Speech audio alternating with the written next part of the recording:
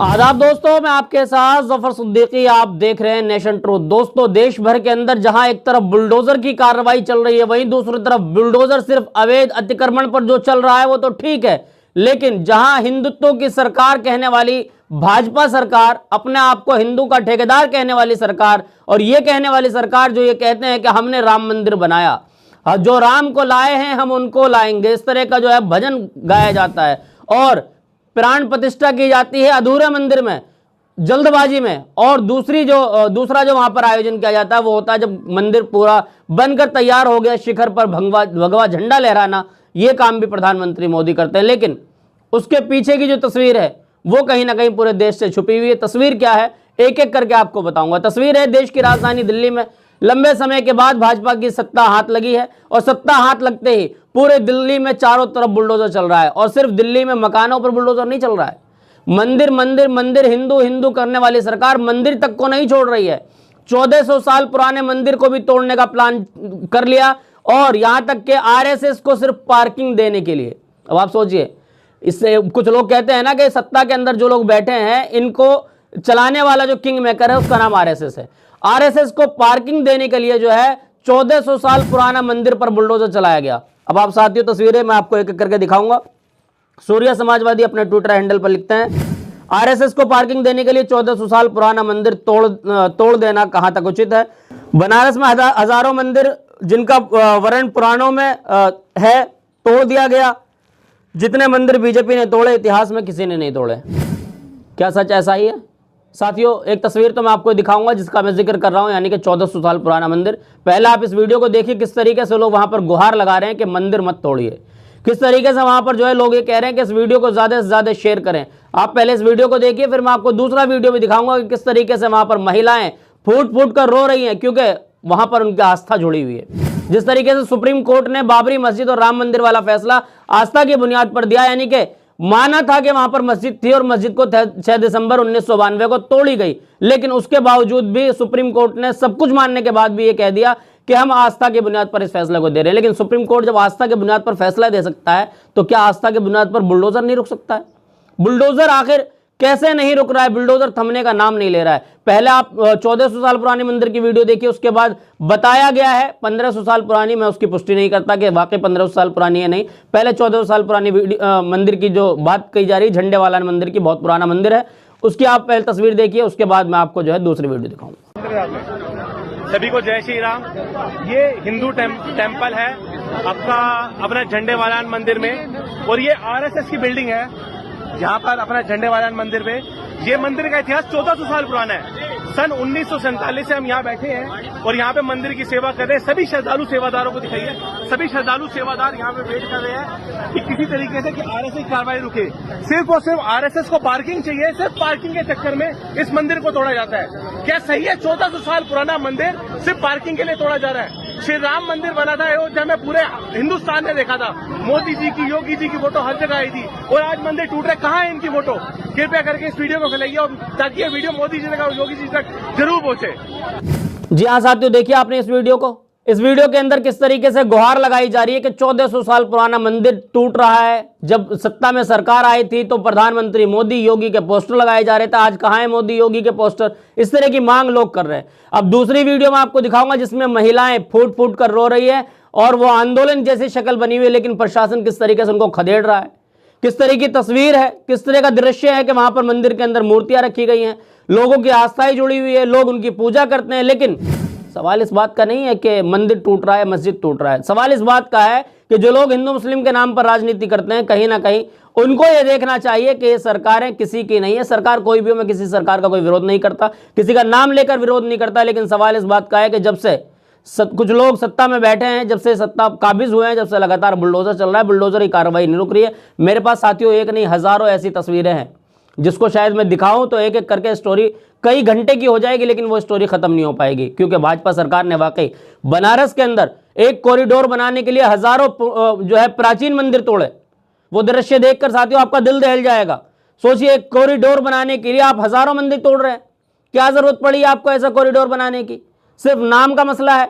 कोई जरूरत नहीं पड़ी है, ना इनको किसी हिंदू से मोहब्बत है, ना किसी मुसलमान से मोहब्बत है, इनको तो सिर्फ अपनी गद्दी से मोहब्बत है, ऐसा ये जनता कहती है। क्योंकि आप एक किसी मंदिर को बनाने के लिए अगर आप हजारों पुराने मंदिर तोड़ रहे हैं तो क्या जरूरत पड़ी है ऐसे नए मंदिर बनाने की।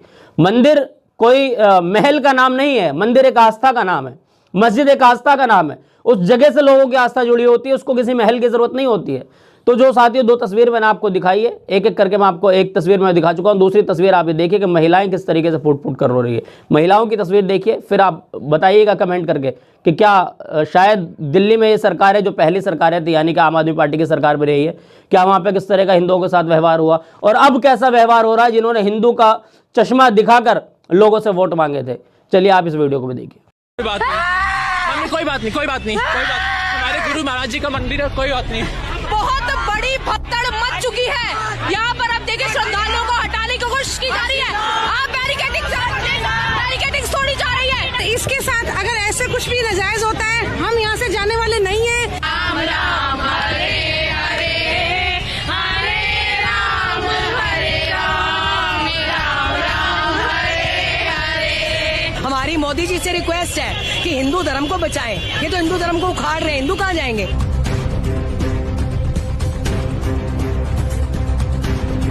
कारण क्या है? सिर्फ और सिर्फ आरएसएस को पार्किंग चाहिए। हम उसके लिए चाहे जान भी देनी पड़े, हम हाजिर हैं।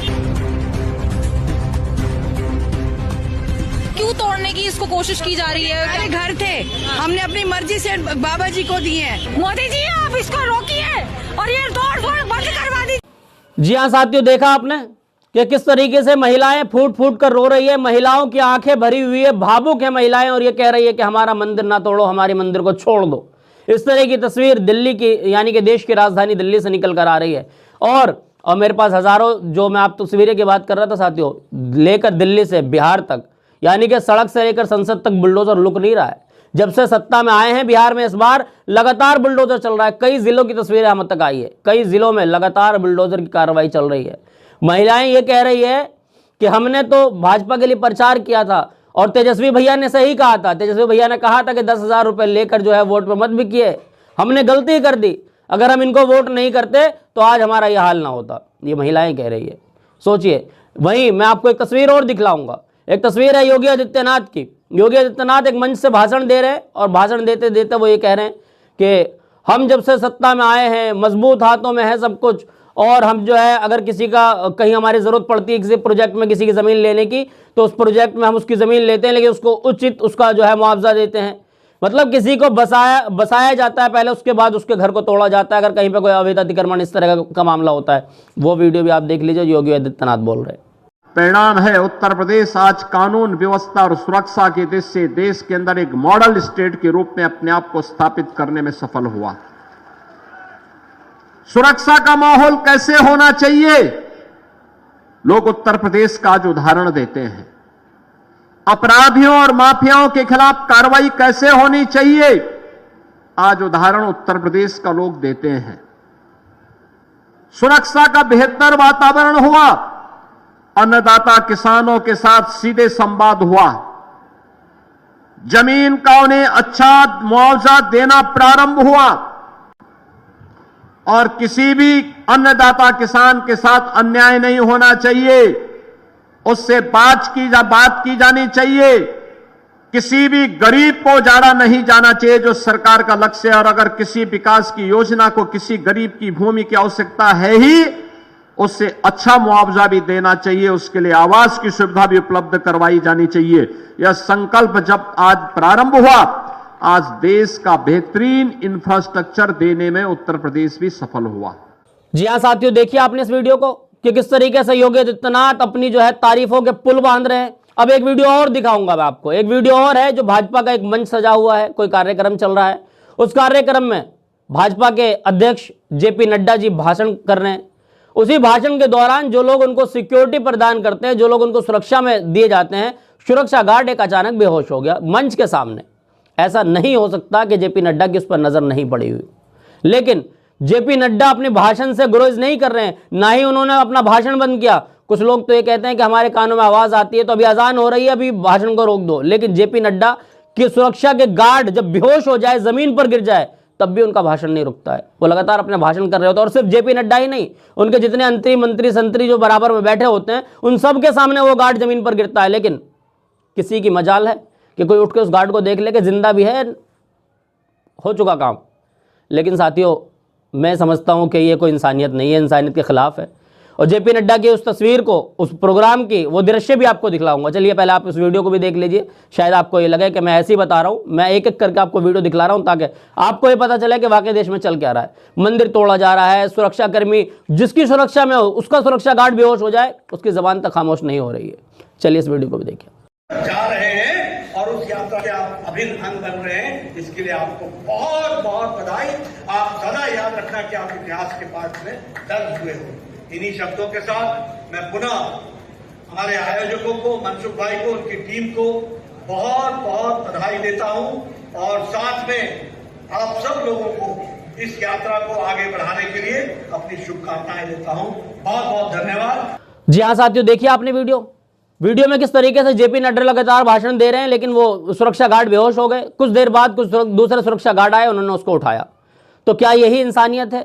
क्या इसी की मिसाल दी जाती है? क्या इसी के लिए भाजपा वोट मांगती है कि भाजपा के नेता मंच पर बैठे रहे, उनके सुरक्षा गार्ड जो है वो जमीन पर गिरकर बेहोश हो जाए, कोई उसको उठाने वाला नहीं है? मंच से यहां तक नहीं कहा गया कि मेरा सुरक्षा गार्ड बेहोश हो गया, आप इसको उठा लीजिए, अपना भाषण कर रहे हैं। तो इससे ये पता चलता है कि आपको देश से मोहब्बत नहीं है, देश के नागरिक से मोहब्बत नहीं है, आपको सिर्फ और सिर्फ अपनी गद्दी से मोहब्बत है। तो तमाम वीडियोस हमने आपको दिखलाई, तमाम दृश्य दिखाया किस तरीके से जो है दिल्ली के अंदर मंदिरों पर बुलडोजर चल रहा है, हिंदू सनातन धर्म के साथ किस तरीके से जो है वो खिलवाड़ किया जा रहा है, लेकिन सिर्फ अब्दुल की चूड़ी टाइट की जा रही है। ये तो एक कहावत बन चुकी है। चलिए बहरहाल अब्दुल की चूड़ी टाइट हो रही है, होने दीजिए, लेकिन कम से कम मंदिर को छोड़ दीजिए। इन तमाम वीडियो को देखकर, इन तमाम बातों को सुनकर, ये तमाम जानकारी आप तक जो हमने पहुंचाई है, अब आपकी जिम्मेदारी है देश की जनता तक इस जिम्मेदारी को पहुंचाना। आपसे लेता हूं अलविदा, फिर मिलूंगा किसी वीडियो के साथ। जब तक करिए देखते रहिए नेशन ट्रूथ।